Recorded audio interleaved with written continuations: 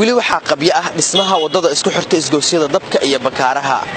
dadka isticmaala wadadan waxay ku sheegayaan inay dhibaatooyin badan ku qabaan marista wadadan waxa hadda la galay xilligii roobka waxa fadhiya wadadan qayb ka mid ah biyo waxaan la hadlay qaar ka mid ah dadka isticmaalo iskugu jira wadayaasha mootooyinka iyo sidoo kale dadka deegaanka ku dhawaad muddo hal sano wada ardayna waa ahay oo aan ku shaqeystaa balse muhiimadda ugu weyn waxay tahay bajaajta hadii wadooyinka magaalada ay nadiif noqdaan anagana shaqadayna aad ay noogu fududaanaysaa tusaale hadda waxaan ugu filan jidkan muddo ku dhow hal sano dhismo ayaa ka socota waayo jidadkii ka horeeyay oo soddonka iyo wadnaha iyo muddo waa la soo dhisay iyo waqti way qaateen laakiin jidkan saan dareemayn anaga dadka xaafadana waa nahay haddana muhiimad aad u weyn uu noo leeyahay laakiin dadkii dhisay ayaa ka gacan adeegay oo mar walba waa la diyaariyaa markii laamiga la saari rabo roob ay imaado anagana dib waxaan ku qabnaa xaafadda dhinacan ka soo galna xataa ma weynaa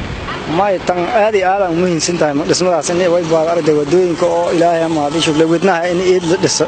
tin ku muhiimsan bakaaro dadka ka shaqeeya wadada muhiimad oo weyn u leedahay wadada sidaas ismahan maartay nimanka oo meesha ka shaqeeya oo kandaraaska wato maartay nimankaas maartay aadi ma aniga saas ay la tahay hal san iyo waxa la jira socota mar walba maartay waa dumaysa mar walba maartay waa hadda arinteeda hata waliba hata aadi ma hatan waa sidii darada aad ku naqatay guri badan waa ka burburay wadadan hadii maartay aadnimo hadii jirto in oo maartay si fiican loo dhis aniga taas aan jecelahay dhinaca kale wadada isku xirta xarunta degmada Boondheere iyo Siinay waxa ka muuqda burbur xoogan biyo badan ayaa hor fadhiya halkii loo mari lahaa xarunta degmada Boondheere booyada ayaa ka daabulaya biyaha fadhiya halkaas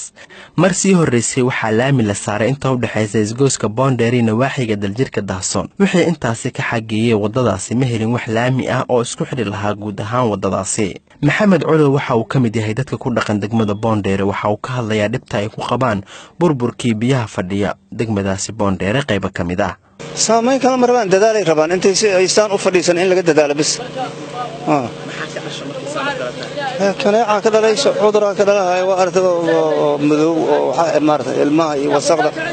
ajra shalay daraad waa u jeeda booyadaha lagu dhuro la roobka ka badan waa lagu dadaalo